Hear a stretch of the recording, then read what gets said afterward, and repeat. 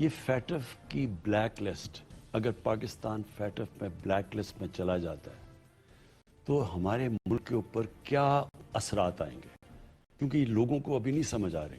لوگ فیٹف کرتے ہیں، لوگوں کو پتہ نہیں ہے.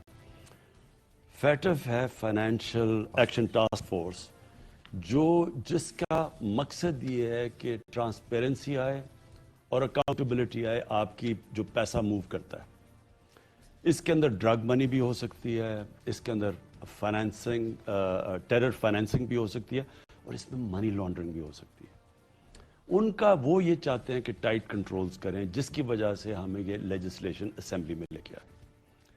لیکن لوگوں کو یہ سمجھنا ہے کہ اگر جو گرے لسٹ میں ہم نے انہیرٹ کیا تھا، یعنی گرے لسٹ نون لیگ کے زمانے میں پاکستان گیا تھا، جو ہمیں وراثت میں ملا تھا، اگر پاکستان بلیک لسٹ میں چلا جاتا ہے تو لوگوں کو پتہ چلنا چاہیے اس کے اثرات کیا ہوں گے اس ملک پہ.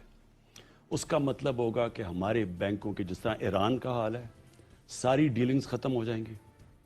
اس کا مطلب کہ ہمارے ساتھ کوئی انٹرنیشنل فائنینشیل انسٹیٹیوشن پاکستان سے ڈیل نہیں کریں گی. اس کا ڈائریکٹ مطلب ہوگا کہ ہمارے روپے پہ پریشر پڑے گا اور روپیہ گرے گا. اور جب روپیہ گرے گا اور روپیہ کدھر پہنچے گا، کیونکہ ہمارے پاس تو ریزروز ہی نہیں ہے، فورن کرنسی ریزروز روپے کو بچانے کے لیے. اور جب روپیہ گرے گا کیا ہوگا؟ بجلی، گیس، تیل، سب کچھ مہنگا پاکستان میں. یعنی ابھی لوگ مہنگائی کی بات کر رہے ہیں، اگر ہم بلیک لسٹ میں چلے گئے یا وہ مہنگائی آئے گی، ہماری ساری اکانومی تباہ ہو جائے گی. کیونکہ بڑی مشکلوں سے پہلی اکانومی ایک تباہ ہوئی اکانومی ملی. تباہ کی کیا ڈیفینیشن ہے؟ ریکارڈ خسارے، انٹرنل خسارہ بھی ریکارڈ، جو کرنٹ اکاؤنٹ ڈیفیسٹ وہ بھی ریکارڈ $20 ارب کا. ادھر سے نکل رہی ہے اکانومی، اور اللہ کا شکر ہے کہ سارے انڈیکیٹرز ہیں صحیح ڈائریکشن پہ جا رہی ہے. اگر یہ اس پہ چلی جاتی ہے تو پاکستان کی تو سارا بالکل یہ ملک کی وہ تباہی ہوگی جو ہندوستان کوشش کر رہا ہے. کون ہمیں کوشش کر رہا ہے کہ پاکستان بلیک لسٹ میں جائے؟ مسلسل 2 سال سے ہندوستان لابی کر رہا ہے انٹرنیشنل کمیونٹی کو کہ پاکستان کو فیٹف کی بلیک لسٹ میں ڈالا. ساری دنیا اس کے اوپر آئی ہے. پاکستانی فوج میرے ساتھ کھڑی ہے. ہندوستان سے ہم نے پوری کوشش کی، دوستی کی، پوری پاکستانی فوج نے میرے ساتھ کھڑی. ہم نے جب وہ جو ان کا پائلٹ کو واپس کیا، پاکستانی فوج ساتھ کھڑی. کہہ سکتی تھی کہ نہیں یہ نہ کریں، انہوں نے کہا بالکل ٹھیک ہے. کرتارپور پہ ہم نے ساروں نے ڈسکس کر کے سب کچھ کیا. یہ سارے انیشیٹو میرے تو کہیں جو میری پالیسیز کی کہیں رکاوٹ ہی نہیں بنی. وہاں بیٹھے ہوئے ہیں، باہر بیٹھے ہوئے ہیں، پرو انڈیا لابی ہے، اپنے ہمارے لوگ ان کے ساتھ ملے ہوئے ہیں. ہر جگہ پاکستان کی فوج کی تنقید، کچھ ہوئے پاکستانی فوج ہمارے لیے. اب دیکھیں یہ کراچی میں جو آپریشن ہے، زبردست کام کر رہی ہے پاکستان. آج جو حالات ہیں کراچی میں ریگولرلی ان ٹچ ہوں NDMA کے ساتھ، جنرل افضل کے ساتھ. ہمارے پاس اس وقت پاکستانی فوج نہ وہاں مدد کرے، وہاں تو تباہی مچ گئی ہے. تو ہر روز ان سے میں لیتا ہوں 60 ان کے پاکستان کی فوج کے ڈٹیچمنٹس کام کر رہی ہیں. آپ تو پہلے تو یہ میں کلیئر کروں کہ مجھے کوئی کسی قسم کا کسی سے کوئی بریفنگ نہیں ہے. یہ میری پالیسیز تھی پہلے دن سے، اور وہ میں پرسو کر رہا تھا. ہم نے کیوں کہا کہ نریندر مودی بہتر ہوگا؟ کیونکہ تاریخ ہمیں بتاتی ہے کہ جو رائٹ ونگ ہے، جو ان کا، جس طرح واجپائی تھا، واجپائی جب آئے BJP پہلی دفعہ آئی تو سب نے کہا کہ تباہی مچ جائے گی. واجپائی ایکچولی وہ ان کے لیڈر بنے جو ایک سٹیٹسمن تھے. انہوں نے آ کے بلکہ پیس پروسیس شروع کیا، انہوں نے بات چیت شروع کی، کشمیر کے اوپر بات چیت شروع ہو گئی. میں جب واجپائی پاور سے ہٹے تو جب میں ان کو ملا ہندوستان میں، انہوں نے مجھے انوائٹ کیا. انہوں نے بتایا کہ وہ کتنے قریب آ گئے تھے کشمیر کا کوئی ایک سلوشن، پاکستان اور کشمیر. مجھے خوف یہ تھا کہ کانگریس ہمیشہ ڈرے گی ان کے پریشر میں، یہ رائٹ ونگ کے. تو یہ جب آ جائیں گے تو ہمارا تو مسئلہ ہے کشمیر کا مسئلہ حل ہو. اب ہمیں کیا پتا تھا، اصل رنگ تو نریندر مودی نے جب یہ دوسری دفعہ الیکٹ ہوئے تو نظر آئے ان کے. یہ تو بالکل ایک ہندو تھا، ایک ایکسٹریمسٹ ہندو، ایک وہ آدمی جو کہ بالکل تعصب، مسلمانوں سے نفرت کرنے والا، جس کا ایک آئیڈیالوجی ہے کہ انہوں نے تو سب پلان بنایا ہو کہ پاکستان بھی سارا، بلکہ پاکستان کا کشمیر بھی ان کے نیچے. پھر جو انہوں نے کشمیر میں حرکتیں کی، جو انہوں نے ظلم کیا ہوا، پھر جو انہوں نے 2 لیجسلیشن پاس کی ہندوستان میں، جو سٹیزن ایکٹ اور رجسٹریشن ایکٹ، جس میں مسلمانوں کو بالکل ہی دیوار سے لگا. تو اصل رنگ تو تب نظر آئے ان کے. پرائم منسٹر صاحب کافی چیلنجنگ رہی ہے انڈیا کے ساتھ ریلیشن شپ. بالاکوٹ اسٹرائک کے بعد آپ کی ایک اہم میٹنگ ہوئی تھی سروس چیفز کے ساتھ. کیا اس میں یہ ریکمنڈیشن بھی کچھ سروس چیفز کی طرف سے آئی تھی کہ وی شوڈ امیڈیٹلی رسپونڈ اور بھارت کو سبق سکھا دینا چاہیے؟ اور کیا دوسری یہ بھی ایڈوائس آئی تھی کہ نہیں پہلے ڈیمیج اسیسمنٹ کر لیں؟ اور آپ نے اپنا جو رسپانس ہے، جو تھریٹ لیول تھا، کتنا زیادہ تھا اور ایسکلیشن کس حد تک جا رہی تھی؟ دیکھیں ارشد، جب وہ ہوا اور یہ رات کے کوئی صبح کے کوئی 3 بجے گفتگو ہوئی ہماری، وہ یہ تھا سب سے پہلے تو ہم سب ایک چیز پہ متفق تھے کہ اگر ہمارے لوگوں کا خون کیا انہوں نے تو ہم نے واپس رسپونڈ کرنا.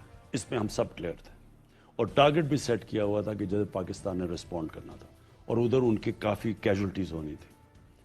اب صرف ڈسکشن یہ ہوئی کہ کیا ہمارے لوگوں کا خون ہوا ہے یا نہیں ہوا. اب وہ صبح کے 3 بجے تھے، کسی کو نہیں پتا بالاکوٹ کی پہاڑیوں میں وہ انہوں نے بم مارے تھے. تو ہم نے پھر آدھے یہ کہہ رہے تھے کہ نہیں ابھی رسپونڈ کرو، کیونکہ اس سے ایک جس طرح کی یہ رجیم ہے ہندوستان کی، اگر آپ نے نہ کیا وہ سائن آف ویکنس لیے جائے گے، وہ پھر اور آگے ہمیں سمجھیں گے کہ ہم بالکل ہی ان سے گھبرائے ہوئے ہیں تو وہ اور ہمارے اوپر کچھ کریں گے. ایک یہ تھا. دوسرا ویو یہ تھا، اور آدھا سپلٹ تھا. دوسرا ویو یہ تھا، دوسرا ویو جنرل باجوہ کا تھا اور میرا بھی یہی تھا. ہمارا یہ تھا کہ دیکھیں اگر آپ نے اس وقت خون کر دیا اور انہوں نے نہیں کیا تو پھر یہ ایسکلیشن کی طرف جائے گا، اور ہمارے بالکل انٹرسٹ میں نہیں ہے ایسکلیشن، کیونکہ اس کے بعد تو کہیں بھی نہیں رکے گی. انہوں نے پھر کیا تو پھر ہم مجبور ہیں. یہ نہیں ہوگا کہ وہ اگر ہمارے ملک میں نقصان کریں اور ہم پھر ان کو نہ کریں، یہ نہیں ہوگا. یہ ہم کلیئر ہیں سب. اور ہمارا اس کے بعد اگر انہوں نے کیا ہمارا رسپانس تکڑا ہوگا ان سے زیادہ. اس پہ سب کلیئر ہیں. تو کیونکہ ہم نے پھر کہا پھر ہم نے کہا 9 بجے تک دیکھتے ہیں، وہاں جا کے چیک کرتے ہیں. تو وہ جب دیکھا کہ کوئی نقصان نہیں ہوا تو پھر وہ عقل والا فیصلہ تھا. کہ پرائم منسٹر صاحب لاسٹ ایئر آپ نے کشمیر کا مقدمہ اٹھایا اقوام متحدہ میں، اس سال بھی آپ جا رہے ہیں، اور اس سال آپ کی کیا اسٹریٹجی ہوگی؟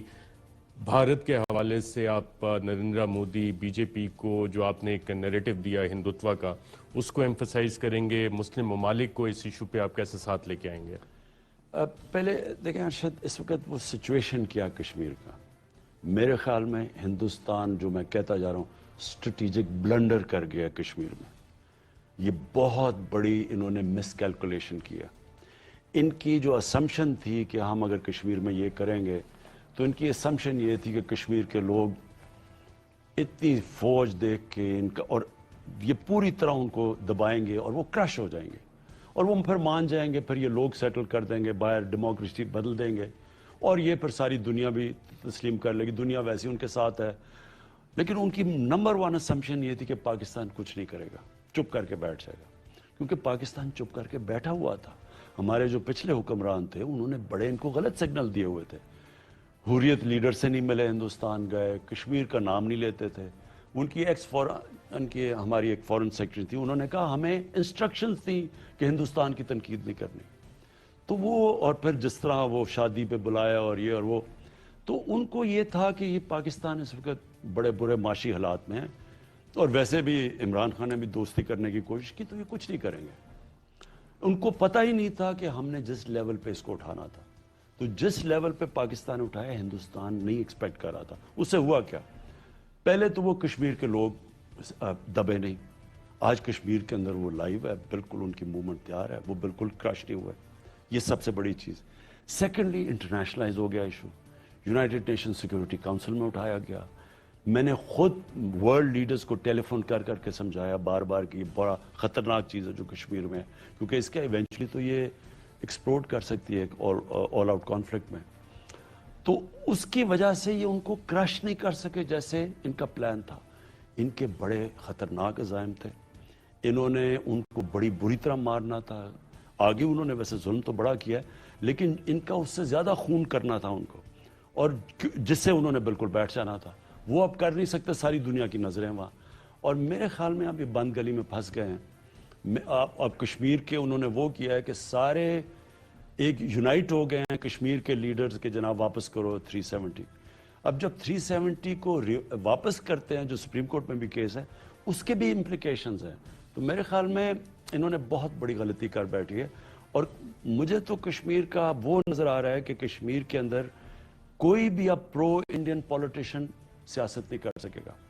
آج محبوبہ مفتی، فاروق عبداللہ، میں نے ان کو خود سنا ہوا ہے انڈیا میں جب میں کانفرنسز پہ گیا ہوں. یہ سارے پرو انڈیا تھے، یہ کہتے تھے بالکل کشمیر انڈیا کے ساتھ اور سب کچھ. آج یہ سارے کہہ رہے ہیں کہ قائد اعظم ٹھیک کہتے تھے. یہ سارے اب کہہ رہے ہیں کہ یہ کشمیر سے انڈیا کبھی بھی سنسیئر نہیں تھا. اور وہ اب ان کے لیے پالیٹکس کوئی کر بھی نہیں سکے گا جو پرو انڈیا بات کرے گا.